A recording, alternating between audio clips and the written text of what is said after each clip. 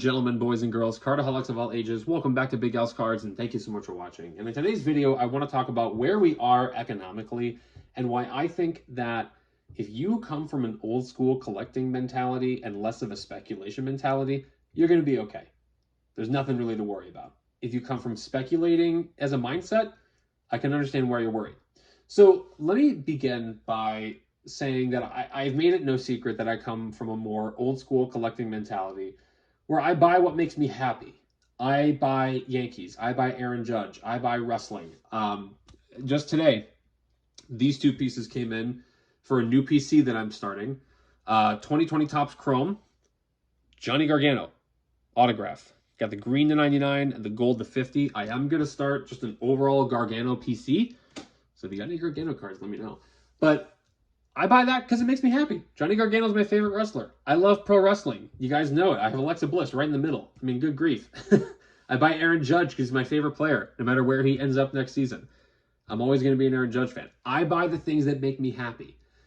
While there is a degree of financial stuff that I have to be aware of, such as selling stuff to make money back for the budget, I don't buy things that I think are going to be huge speculation vehicles. I don't buy Bowman prospects at the height of their value in hopes that I make some money in the future.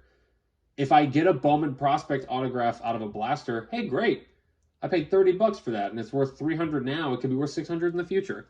That's a very different story than if I paid $300 for it and hope that it becomes worth $600 in the future. So that old school collecting mentality that I have, with what we're going through as a nation and even the world in general, and where things are going economically, with prices on things increasing, and with less money being spent on things like collectibles and luxury items, the price of wax that a lot of people are seeing, it's high right now, but it's also going lower, if that makes sense. So, for example, you see 2022 Topps Chrome in the back. That's a light box, but I want to talk about hobby and jumbo. There were some points where pre-sale prices were like $800 on a jumbo box, maybe even a little bit higher. And now you could probably pick one up for about $400 or so, which in my opinion is still too high, but that's just me. Like, it's astonishing to see how things change price-wise and where things settle. That's just my interest. But especially if you might notice this too, the singles market has seen some big changes over the last year. I bought my Justin Fields RPA for $200, and now I could probably get it for about $130 or so. So by technically speaking, yes, I've lost some money on it. But that Justin Fields was never something that was speculation for me. I'm a Bears fan. Let me rephrase. I'm a sad Bears fan. I like Justin Fields. I hope he becomes something someday. But I want a Bears rookie quarterback autograph in my collection. Boom. There it is. Right? That mindset has helped me be like, all right, like technically, yeah, I lost a little bit of money on it. But that doesn't really matter in the long run because I'm enjoying the collecting aspect of it. Johnny Gargano could break his leg and never be able to walk again. And guess what? Still going to enjoy collecting his cards. You know, it's all about collecting what you enjoy. It's about doing what makes you happy. And because I have that mentality, yeah, from a broad perspective, I think we're all concerned about the economy and where things are going. But from a collectible economy standpoint, if I can put it that way, yeah, I can understand when people are nervous if they've built businesses around sports cards or are very heavy into speculating in sports cards. But as a collector, I'm excited because we're probably going to get to see some deals we haven't seen in quite some time. Prices on singles are going to keep going lower and lower. And I think that we're going to be able to pick up on some deals. And if you are more of the speculation type, some people on Twitter might call you investaboys. Some people might call you investors. You speculate, you know. You basically buy a prospect or a rookie quarterback in hopes that it becomes valuable, even more valuable someday, which is fine. That is an approach to take. I get it. But if you come from that mentality, I can understand we might be a little bit nervous because the prices on some of these players are going down, right? And if you've wrapped up thousands of dollars into somebody, you might have to sell at a loss.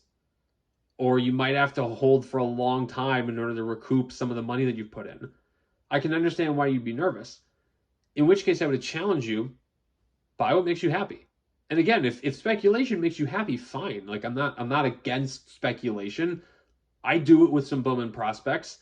Granted, I use what I get from blasters, but it's speculating nonetheless, right? I could sell now my Brian Acuna Green Shimmer Auto for $250, or I could see if this 17-year-old kid becomes really good someday, like his brother Ronald. Like, you don't know how it's going to turn out. And I only paid $30 for the blaster that it came in, so technically I paid $30 for that card, if you want to look at it that way. I'm already positive in the rate of return. Yeah, I don't mind holding him to see if he does well. So, but I didn't pay $300 for it. And if you see the price going down and lower, then I can understand why you're a little bit scared.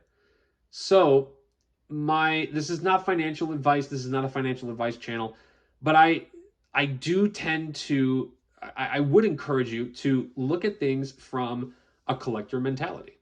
Look at it as something that you enjoy that makes you happy. Buy the things that make you happy, not necessarily something that you can speculate on. And sure, if you do like to speculate, where we're going sports card price-wise might be a great time to buy. I don't know. Depends on what you're looking for. And that's got so many variables. But I look at where we are in the hobby and where we're going, like I look at the housing market right now. And before I even talk about that, I do probably have to say, I am not a financial advisor. I don't know anything about finances. I am a homeowner. That's all I am. I bought my house. I got a really decent interest rate, and this is before everything jumped up even higher than where they are now. If where we are in the housing market brings prices down, which in turn could bring down the value of my house, sure, that's going to suck, but my house ultimately is, yes, it's an investment, but I don't view it as that as much as I do view it as where I live with my wife and my cats. And, you know, it's a home. This is where I'm going to live for the next 10 years. Anything could happen value-wise. And of course, yeah, you do want to ultimately make money on a house, I'm sure. But this is just like, this is my first time home. I love it. I don't want to leave it. I don't care what happens to the value of it. Yes, I want to make it nice and ultimately build equity in it. But if the value drops on it because of the economy, all right, like I'm still living here. This is still my house. It doesn't bother me as much. And the same thing is true of collectibles. Sure, we might see some values on some certain cards go down, especially if you paid X price and now it's Y price, and that Y price is lower than the X price. Yeah, it's probably a little frustrating, but it's collectibles. You're buying what makes you happy. If you like Wander Franco, buy Wander Franco. If you like speculating on Wander Franco, buy Wander Franco to speculate on. It's up to you. It's all your choice. But if you're worried about it, if you're worried about the value of everything, I might lean more into the collector mentality and look at it as, I still have these things that make me happy. And I can still be wise financially by cutting a budget or starting a budget or selling off things that may not have been the best speculative move and trying something else. Like, if you got to sell at a loss, you got to sell at a loss. It happens, right? So where are we going economically and within the sports card realm? I don't know. It might be, it probably is going downhill. It's probably going down. Sports Card Radio has done some great research on card prices and where things are going and where we might be headed. And I understand if people are nervous, but I'm a collector first and foremost within this hobby. And whether prices are low or high, I'm going to love it. I'm going to enjoy it. I'm going to have fun with it because that fun is what matters. Let me know what you guys think. What are you guys doing with everything going on right now with your collections? Are you just collecting? Are you more of a speculative person? What are your feelings right now? Again, you guys know I love the discourse with you guys. Thank you for watching. Please leave a like on the video. It helps the channel a lot. Hit that subscribe button. Don't forget to check out the Loop app in my description using that link there to get $10 off your first purchase. And until next time, bye-bye.